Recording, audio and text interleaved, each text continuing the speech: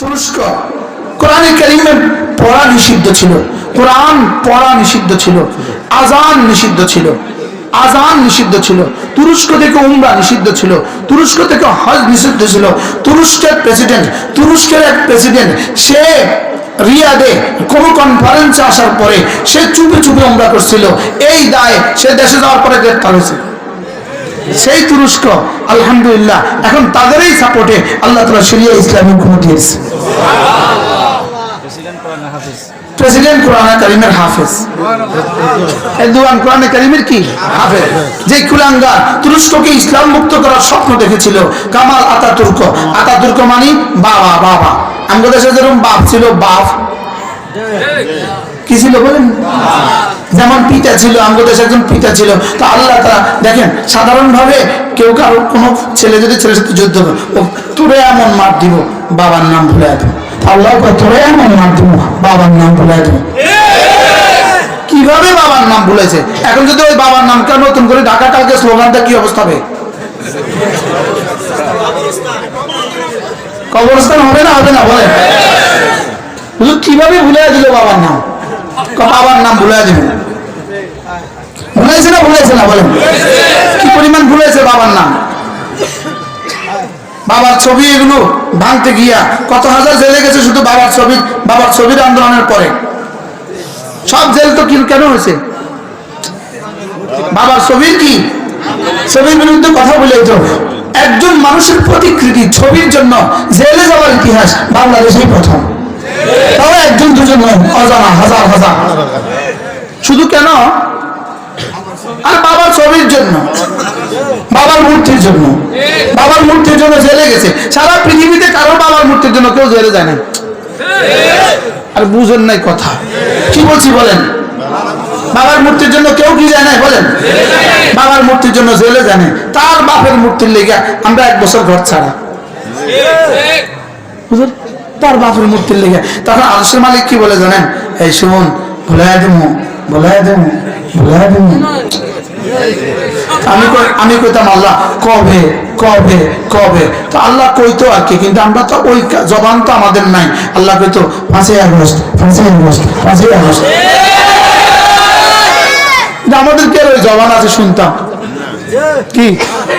আমাদের কিছু আমরা শুধু শুনতাম অমাহিলহুম কালিলা, অল্প কটা দিন ছাড় দাও, অল্প কটা দিন ছাড় দাও। তা আমি বলতাম আল্লাহ আর ক বছর, আর ক বছর, আল্লাহ ক বছর। আল্লাহ কা ফালা তাস্তাজিলু, তুই জলদি করিস না, আতা আমরুল্লাহ, আমার সিদ্ধান্ত আসবেই আসবে।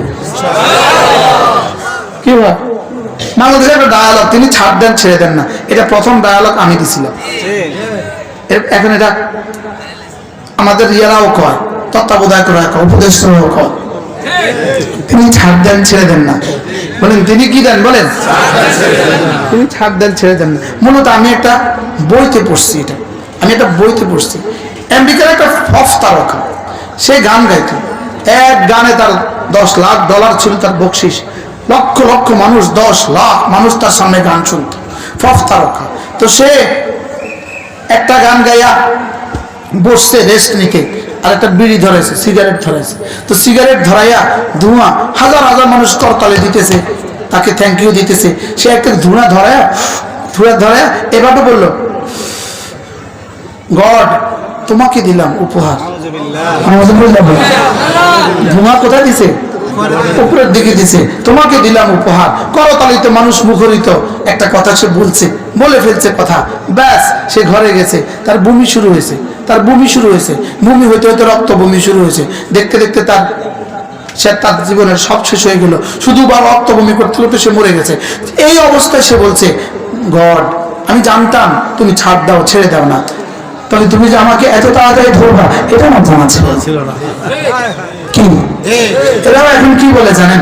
রব জানতাম তুমি ধরবা, এত তাড়াতাড়ি যে ধরবা এটা জানা ছিল না। আমরা ভাবছিলাম 41 সালের পরে ধরবা, আমরা ভাবছিলাম কত পরে ধরবা? 41 পর আসেন আপনার আসেন। আমি ভাবছিলাম 41 পরে ধরবা, তুমি তো আগেই ধরে ফেলছো। তুমি কি কি বলবো আমি তো হারায়া যাই, কি আমি হারিয়ে যাই, কথা বলতে গেলে হারায়া যায়, কি মনের কষ্টে হারায়া যায়। কি এক এক রাতের কষ্ট যদি খুলে দিই তা আপনারা সবাই বেহুশ হয়ে যাবেন। এরকম কষ্ট দিছে জাতিকে, হাজার হাজার মুসলমানকে এভাবে কষ্ট দিছে।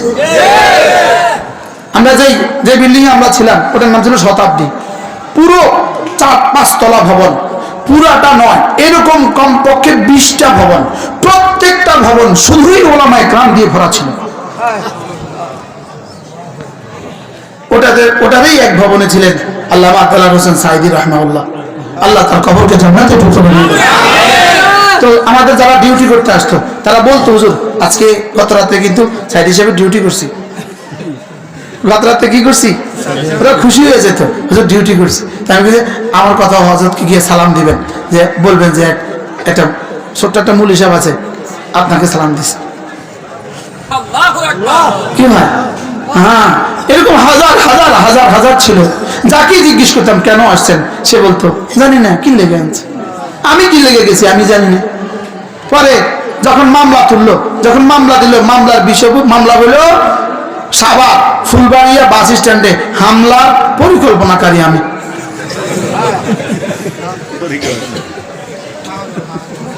কোন জায়গা? সাভার, ওটা আরেকটা।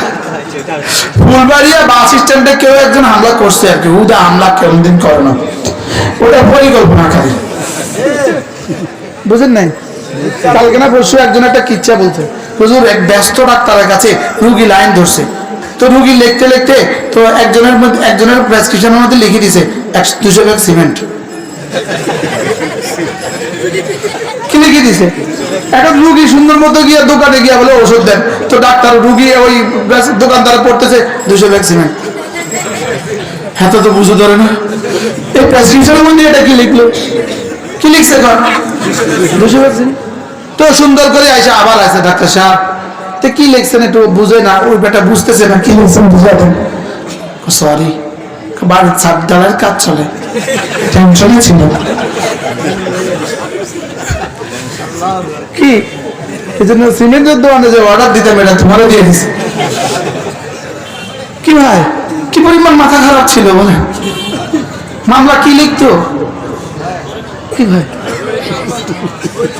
এমন এক দেশে আমরা বাস করছিলাম, যদি বলতো ভদুয়ার বাজার বিশ্ব রোড একটা তাল গাছ ছিল, ওই তাল গাছ থেকে একটা হাতি নামছে, হাতি নামার পরে এই হুজুরে ওই হাতিটাকে একটা গুতা দিছে, এই জন্য মামলা। বুঝুন না, এটা কোনো অসম্ভব ছিল না।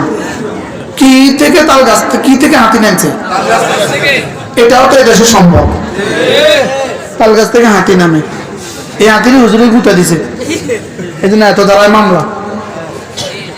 ইনশাআল্লাহ শেষ, বলেন ইনশাআল্লাহ, বলেন ইনশাআল্লাহ।